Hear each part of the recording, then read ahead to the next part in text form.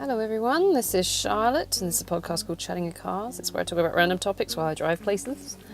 I swear profusely, enjoy myself thoroughly, and you probably get alienated from me. Anyway, there's a disclaimer at the start of this podcast because I do talk about sensitive topics. If you don't want to hear it, absolutely switch off, go listen to some nice music. I've been listening to a lot of weird Hindi music right now. It's been really nice. Weird, but I like weird.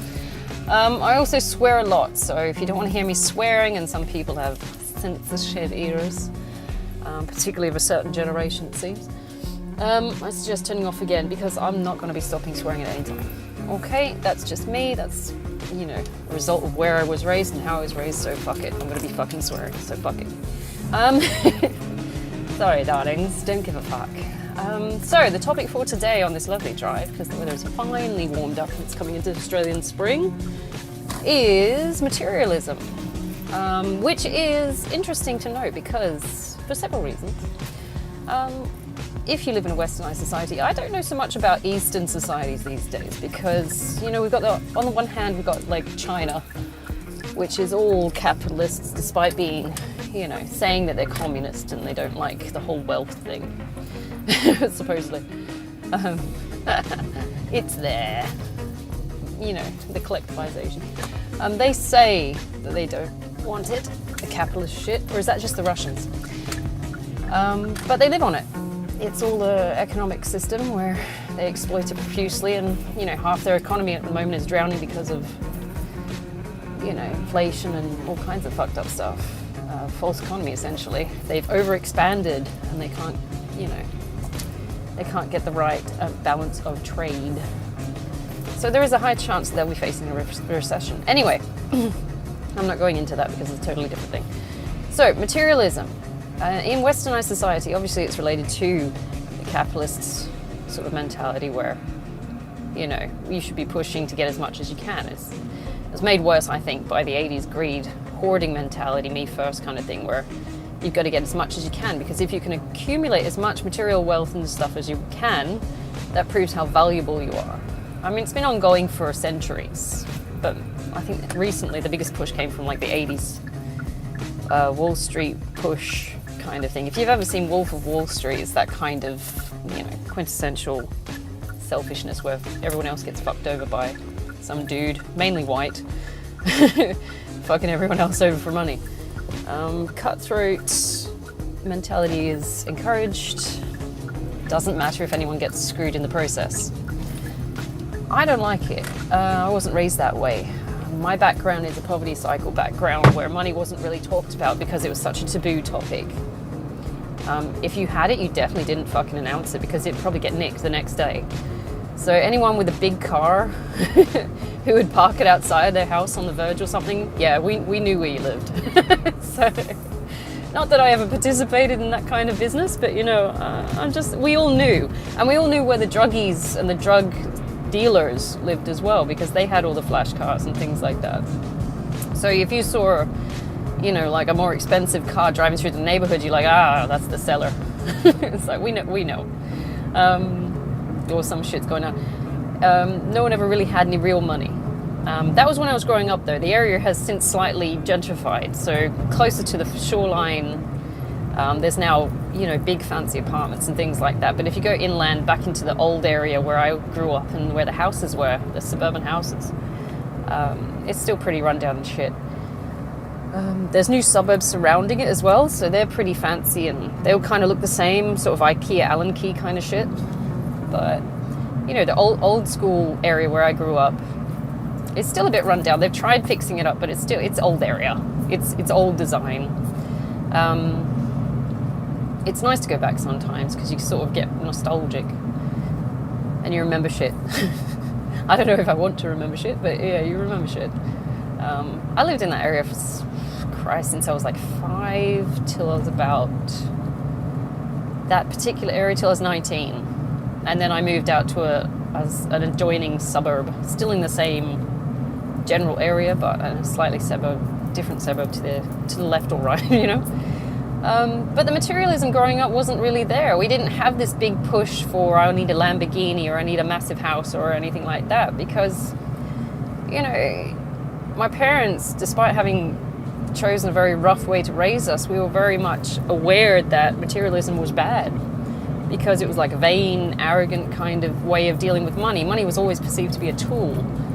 It's something to help you progress. You will survive with it. It's not something to be exploited or to exploit other people for. I think the worst influence I had with money at the moment, or growing up, was Bob, my granddad Bob, who was materialistic to a degree, but he came from a similar background that I did. So he was born and raised on the sort of London docks, so Essex, East End kind of thing. And it was rough, and people were skint a lot of the time, and they didn't have any money. So there was this big push to get somewhere, and if you could make yourself, and you had this, fur coats and pinky rings, essentially you're an East End pimp. You can imagine the walk, the strut. Then you made it, and he sort of made himself up to be this great big, player sort of thing. Or he wanted to be, like Bricktop. You ever watch the film Snatch? He wanted to be like Bricktop. Yeah, that's why my parents left that area, because it wasn't exactly the most wholesome place to be raising kids. They moved over to Australia because of that kind of shit. They wanted to get away from all that organised crime kind of crap. My granddad Bob used to boast about how he used to hang out with the Krays when he was younger, and he would be managing like the safety and security on the London docks, and he'd be working alongside these kind of criminals. And you'd be sitting there thinking, oh, that's illegal, and should you really be interfering with that kind of shit? And it's like, no, it was just really, really normal at the time, because they weren't really there. They didn't really fuck you over unless you were, part of the game where, they were trying to start on them. They were happy to perform their business and run side businesses. If you've ever watched that movie Legend with Tom Hardy, that's the kind of life it was in. He was in, and the family was in. So when my parents decided, fuck this and skip country, it was very much a fish out of water experience. There was no family backup. Nobody knew what the fuck they were doing.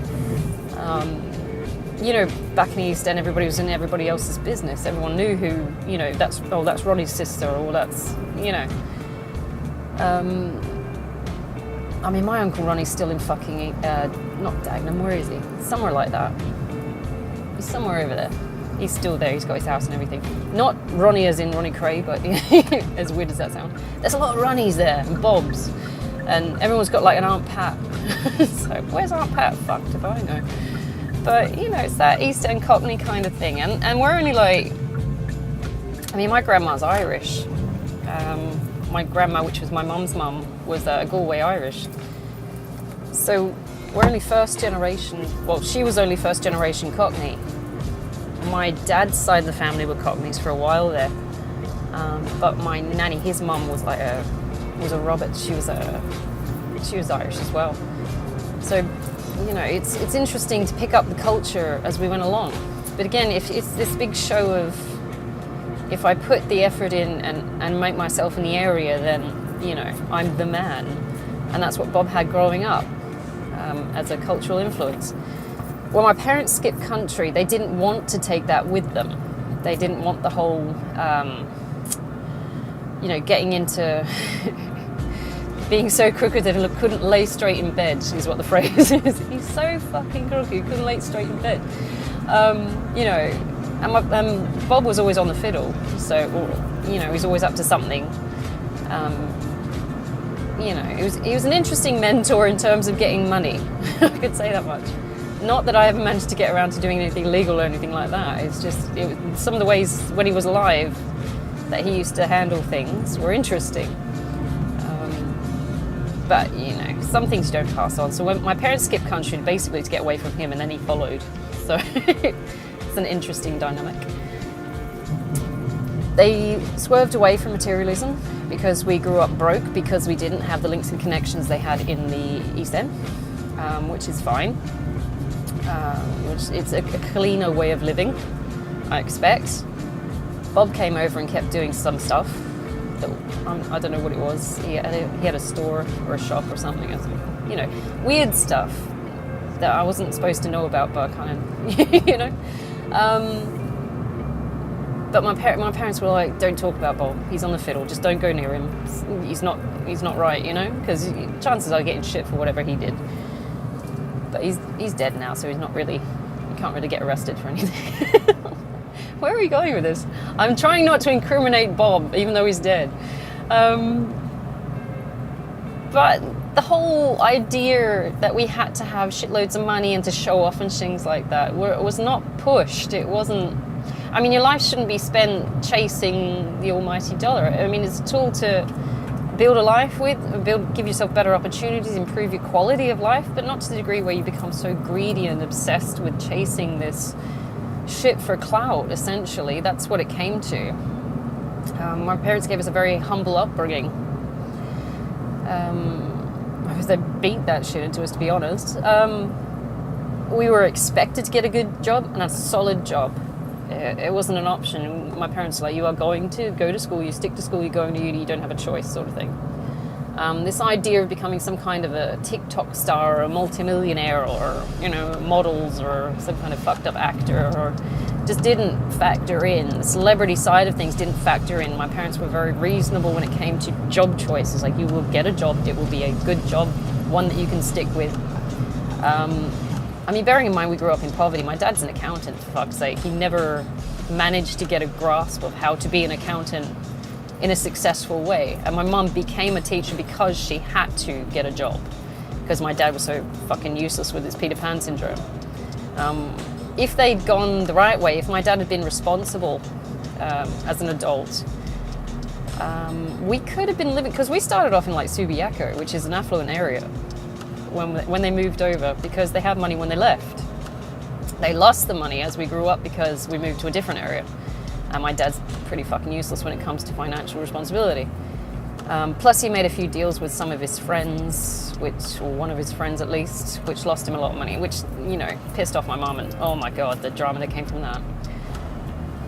Which is why I get a bit pissy when I've got guys or ex-boyfriends or ex-husbands that always have a guy around, because my dad had a friend called Neil, and Neil knew, was it Neil or something like Neil? And Neil always had something on the side going. He's like, come and get invested in this and we'll make some money on this. And he's like, that's how we lost a lot of money, because, you know, Neil's plans always fucked up. So that's why I get pissy when other people rely on other people to, you know, boost their finances, but this other person has no fucking background in finance or anything like that. So you're like, but he's my friend, he won't lead me astray. He fucking will. Don't be ridiculous. He doesn't know what the fuck he's doing. The material side of things wasn't really pushed. We were expected to be hardworking, obviously. My mum was drilling that into us from 5. That was our domestication age. We started at 5. As soon as we were at school, you started domestication. You don't have a choice. You learn how to adult from a very young age. Like a very young age, you started doing the whole cooking, cleaning, baking shit at 5. You started learning that. Then you progressed on to other things, like obviously you're working through your school shit, so you're going to learn the academic stuff. And then also on top of this, you're also learning things like home restoration and landscaping and stuff like that. I was digging up slate floors at 16 to pay for my year 12 formal dress. I didn't get it for free. My parents didn't fund anything like that for free. If you wanted something, you had to work for it. And I was sitting there with a hammer and a chisel at 16, this lightweight anorexic girl sitting on the floor, chiseling up a floor because they wanted it gone. So they were renovating the house that they were in. At the time, I think they were renovating it to sell it because they were running out of money. But like really running out of money. But it was insightful because I learned a lot of skills. Nothing was ever handed to me. If you wanted something, you had to go and get it. And I think that's one of the best ways you can look at life, because you've got so many fucking people, and particularly Gen Z at this point. I'm looking at Gen Z and they're just expecting this free shit. And it's like, it doesn't exist. It's like, where do you think it's coming from? I think they're just been coddled a bit too much. And they developed this sense of entitlement where people should just give them free shit because they're them. It's like, no. But then again, older generations could say that about my generation. It's like, you millennials, you just expect free shit. It's like, I particularly have never had the free shit, so I'd love to know who's getting the free shit. We were raised to earn and work for everything we got. It's my boomer parents gave us a boomer upbringing. It's like, you will work. It's like, okay. Or you'll get the stick again, or the shoe, or the belt, or, you know, the cane. We did have a cane. It was, you know, it was always something. She always found something to heat the shit out of us with. It's the closest thing to hand. At one point, she cracked a giant lollipop over my brother's head because he told her to fuck off. It was like the thickness of your thumb, man, and it was like the size of a dinner plate, and he told her to fuck off. She cracked him over the head. No wonder he's got brain damage. But it's that kind of shit growing up. It's the hard roughness, and it does build character and resilience in a horrible way. And you do tend to value things you've got. When you get something new, because I lived my entire life with like hand-me-downs and shit like that. Everything I got mainly was either from my brother or my older sister. My younger sister got my hand-me-downs most of the time, but then towards, you know, like the older kids moving out and shit like that, she started getting new stuff, so she's a little bit more spoiled than us. Which we don't let her forget. But, you know, I got all my brother's hand-me-downs, and I loved it because I fucking worship my brother. It was like, he had his great big, because we were going through the grunge Nirvana phase, right? And I was a little tomboy. I was a little fat tomboy. It was awesome. At 12, I was rotund. I was round. I was like a potato with hair. I was, because I'm Irish, but yeah, anyway. But, you know, I got his lumberjacket stuff, and I got his ripped jeans and shit, and I was like, yeah, I'm just like Joey. It was awesome, because he let me hang around with him as well when he was hanging out with his friends doing stuff like wargaming and stuff. These little Warhammer parties, well, I say parties, but they kind of hang around in the back shed. And you know, my parents let it happen because whatever kept him quiet, essentially, because he was bouncing around with his ADHD. And when his mates came over, he was sort of distracted, so it, you know, kept him out of their hair. But I was like, my mum used to call me Joe Jr. Because whatever he wanted to do, I wanted to do. And I'm like, yeah, we're just hanging out with Joey. So all my hand-me-downs were all like ripped to shit by the time I got them. I didn't care. This is my brother's stuff. It's awesome. I get to hang around with my brother and wear his stuff. Yeah, it was a bit twisted, the amount I worshipped him, but he was my guy, man. My older sister was like this sort of dainty ballerina-y kind, and I'm very different from what she is now. So any of the stuff she got, I didn't really want until I started, you know, hitting puberty and if she was, you know, getting rid of any of her clothes, because by then she'd have moved out of house, and she, you know, whatever she upgraded, whatever she was wearing, she'd send a bag back to us, my sister and I, my younger sister and I, and we'd go through her stuff and see what we actually wanted. Now, she was a clubber. I am not a clubber. So anything I got from her, well, I was like, okay, maybe Leisha will want it. I don't know. It was like all shorts and like short skirts and stuff like that. And I was still, you know, my brother's sister, so I was still into grungy stuff and, you know, boyish stuff growing up. I didn't actually turn very feminine until, you know, towards the end of my marriage, which is in my 30s. But, you know, it's, you know, I was used to hand-me-downs. I didn't really get new stuff until I started paying for it myself. And I started paying for it myself mid-20s. And even then it was like op shop stuff, because, you know, you're a broke-ass student.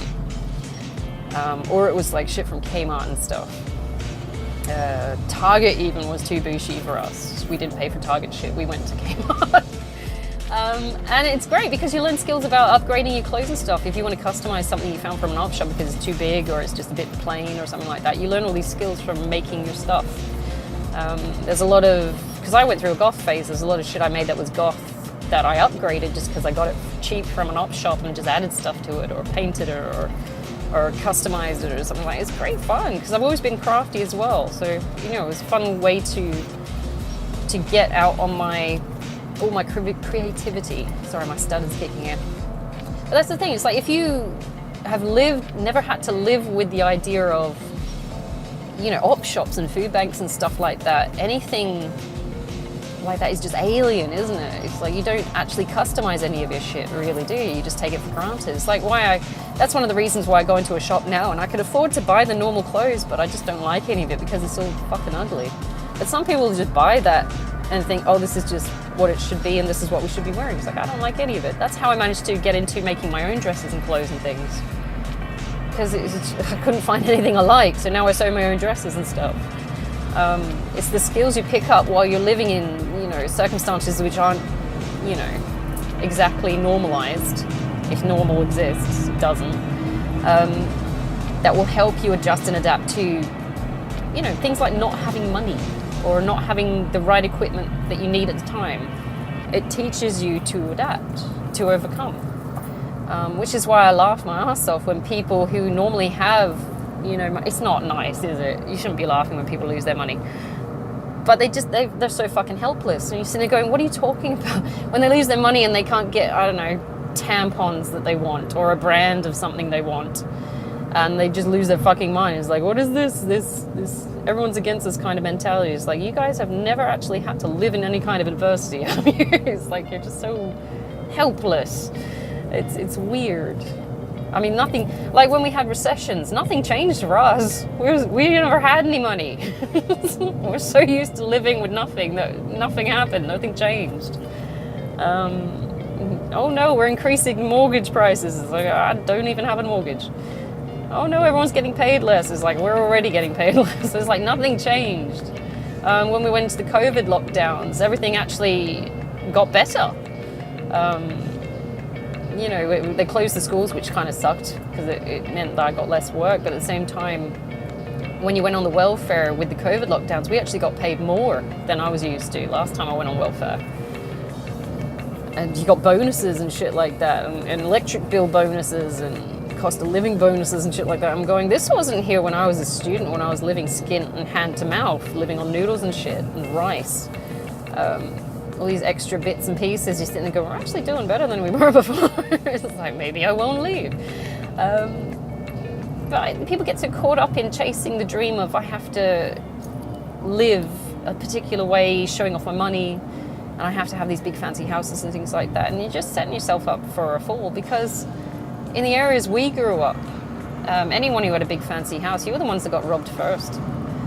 It's like, there's no way. You might have like cameras or shit and it's not going to stop them breaking in. It's like, oh no, I'm on camera. Oh look, I disguised my face. I'm perfectly fine to break into your fucking house. It's like, it doesn't make sense. It's like, so if you ever got money, you kind of kept it to yourself.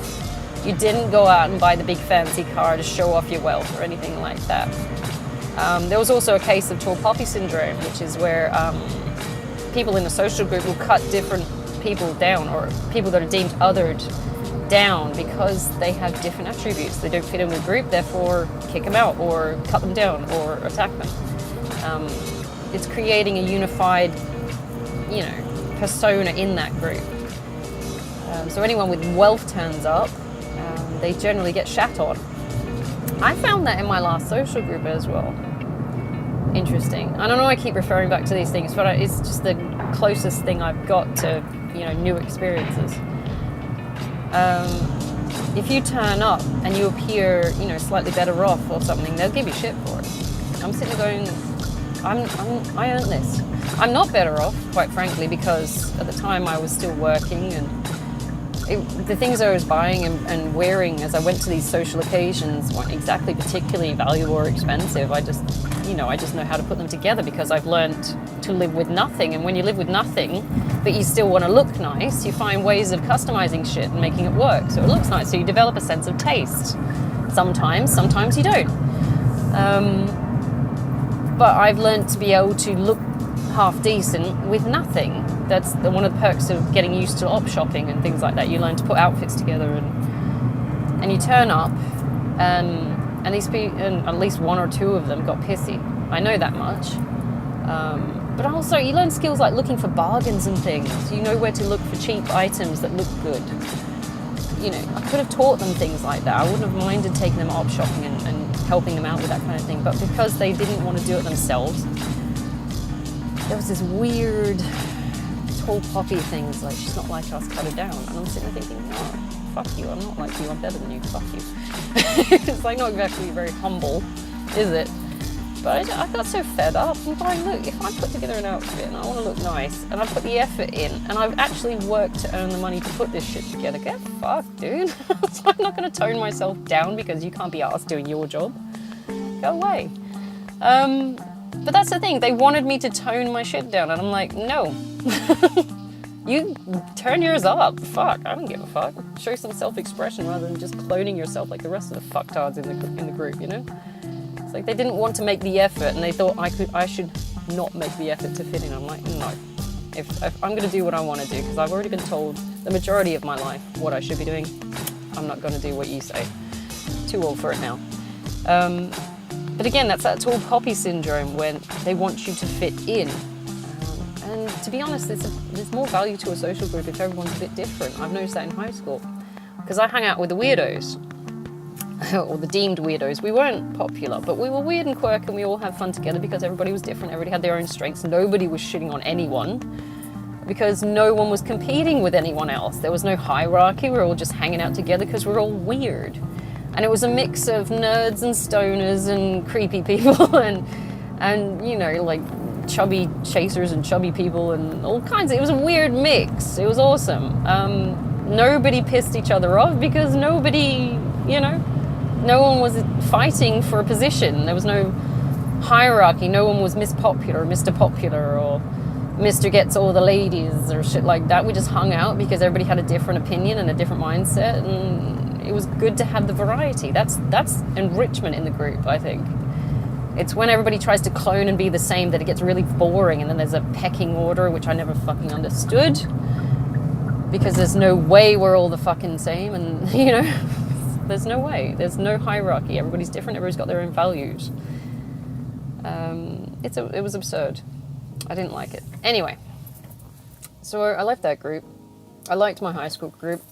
Everybody grew up, everybody went their own way. But there was no sense of, you know, I'm better than you because of this, which I found in my last social group. There was a weird, I need to be center of attention, I'm better than you kind of shit. It's like, if I'm dressing up because I like, you know, artistically the expression I'm using through my fashion sense, if I have any fashion sense, then I'm not going to kowtow to anyone to make them feel better.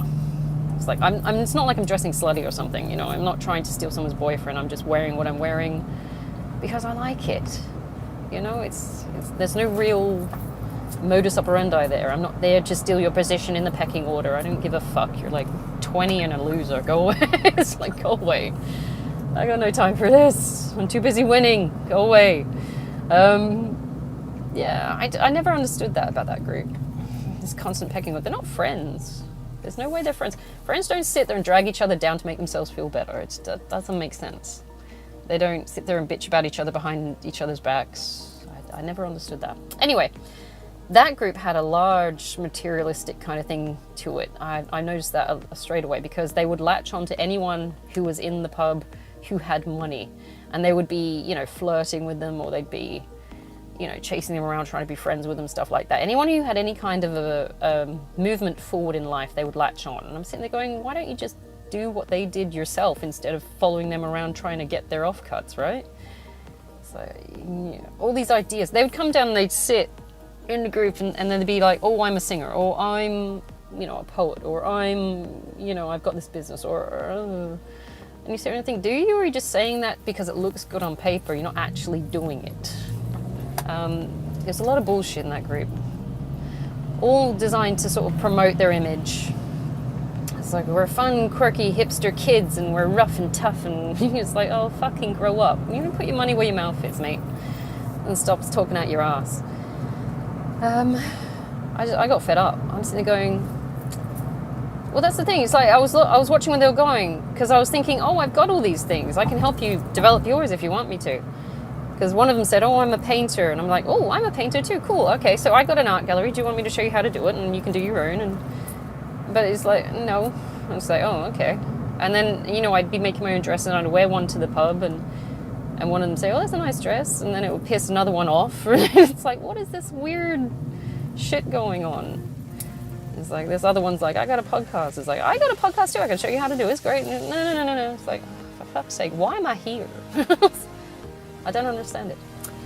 It was weird. But there is a big push for materialism, but not the kind where they actually want to do anything themselves. They want someone else to get it for them. So a lot of the girls were sort of chasing after guys who were perceived to have money, and they were all older guys. Or, you know, slightly older. It's like, oh, they've got slightly better working conditions or living conditions than me, therefore I'll latch on and they'll pay for me. That was a big thing. I'm sitting there looking around going, darling, you get pregnant to this one, he's not staying. He's not exactly the most stable guy. And if you think you can pull on those emotional strings and he's going to keep paying your bills, I don't fucking think so. Because it just doesn't work that way. They still don't like you after the, halfway through the arrangement. And they will leave inevitably. But it was that push for materialism. Someone else has to pay for me. And I'll feign helplessness. It's like, you're not helpless. The guys were doing it too. My ex-boyfriend did that too. He was feigning helplessness financially. Like, he wouldn't bother buying any groceries or anything for himself. Or if he did, it would be very fucking minimal. And he had a job. He just didn't want to work. So he would leave things in the apartment when we were living together until they would run out and he wouldn't replace them. And knowing what I'm like, I go and replace it because I can't be stuffed waiting around for someone else to do it. So that was that feigned helplessness. It's if I leave it long enough, someone else will do it for me. But it's that materialistic as well. The materialistic approach is like, I don't want to actually work for it, but I value money. And what he wanted me to do, without a doubt, was go out and earn the money so he could sit in the pub and present himself as this person who has it. And he didn't have it. I had it. And when I left, it was very evident that when I took all my shit with me that he didn't have it. Because he went to go move in with one of his mates. And his mate has no money. His mate has no money because he's ADHD, unreliable, unstable, irresponsible. He's an opium addict, and his parents pay for his apartment. As soon as his parents turn around and say, this apartment ain't yours anymore, or I don't like that your mate's living with you and he's irresponsible, both of them lose the apartment. It's you're living in someone's pocket and you shouldn't be at that age. Everything's subject to the whims of whatever these two adults or so-called adults say happen. Really, they should be living. But it's the materialism, is that reliance on other people without actually wanting to work themselves. And they'll push and connive and scheme to get all this money. There's always some deal going on with those two. At one point they were developing some app, and I doubt they fucking did because A, they're both irresponsible. But it was this idea, we're making an app, or we're doing this, or, there's always a scheme to try and get money out of someone or something. But without actually doing a good, honest day's work. Get a fucking job. No, we're making money on the internet using Bitcoins. Like, oh, for fuck's sake, just get a fucking job. Stop piss farting around. Oh, no, we got an app we're developing. It's like, did you? No. Did you even meet up twice to make this fucking app? Nope. It's that constant get rich quick shit that's just undermining the entire premise of their existence. But I'm glad I got out, to be honest, because I'm like, it was enough that I bought, I think I put 1,500 into Bitcoin just to humor my ex-boyfriend, because I'm like, all right, let's see what this does. I cashed it in because I got bored of looking at it, put it into something else. But it's that get rich quick, and you don't want to actually fucking work. And it's that a form of materialism which bugs the fuck out of me. Because I wasn't raised that way. So if you wanted something, you work for it, you get a fucking job. You get that job, and if you need more, then you go get another fucking job. It's that work ethic. Like, they don't have it. And they constantly think someone's going to come and save them. Bugs me. It feels dishonest. It does, doesn't it? It's like gold digging. It's like, that's incredibly dishonest. I don't agree with that. These people that enter relationships for sex so they can get paid, sugar daddies, sugar mummies, whatever they are. It's prostitution. It's just with a candified word. It's like sugar daddy. You're a hooker, dude. Don't glorify it, don't ennoble it. You're paying for sex. Or, I don't know. It seems odd. I never got my head around that, why people are willing to do that. Everybody's different. Anyway, carrying on. Why should we not be materialistic? Because it's so easily lost. This drive to chase something that you may never get. It's like catching the white dragon, isn't it? In drug terms. It's like you're constantly chasing it, but you may never get it. In the case of these people that wanted to get the free shit because they're highly materialistic without actually putting the work in, they're never actually going to get wealthy because they can't be fucked putting the effort in. And it shows. Ooh, hello, police car. Ooh, hello, police car. Sorry. What are we doing? Oh, they got speed cameras. Lame. you know, but they never. Sorry, I'm just checking out. I got a thing for guys in uniforms, but they never really put in the work, you know. And there's no point. I mean, if you want it that bad, and wealth, for example, should always be a tool for change. It should be transformative. It should not be a case of I'm doing it to show off to my friends, or, you know, it shows my value as a human being. It's like, don't pull your value into how much money you've got. And you've got those rich bastards that chase it their entire life, and they're just the shallowest, worst people, because they don't actually give a fuck about anyone else. They're just chasing that coin. It's horrible. You shouldn't be chasing that. You should be looking at money as a way to help other people. It should be transformative. It is not to peacock. It is not for showing off. It is not for, you know, like virtue signaling. You know, it's like people giving away money, but they've got a phone in their hand just to prove that they can be generous. It's like, no, don't. It should be anonymous if you are doing charity. It shouldn't be something for your social acceptance. That's the weirdest thing, is when you've got people handing out money to homeless people and they've got a camera in their hand. You sit there and go, this isn't charity. This is, you know, forced participation in virtue signaling. It's horrible. It's gross. It should be anonymous.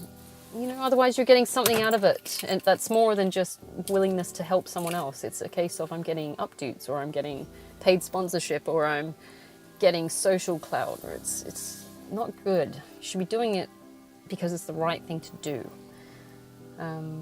Yeah, anyway, all right, I'm going to have to leave it there, I think. I'm pretty sure that was a boring podcast, but sorry, guys. I'm still trying to get my head around a few things today. I've got a big week. So I'm hoping you guys have a fantastic Thursday. I'll try and pick up a different topic on the way back. I've still got, Christ, I've got today to do, and then I've got Friday. And I'm hopefully going to upload these on Saturday. Okay, so I'm going to leave it there. And I hope you have a fantastic Thursday and keep it easy and calm and quiet. All right?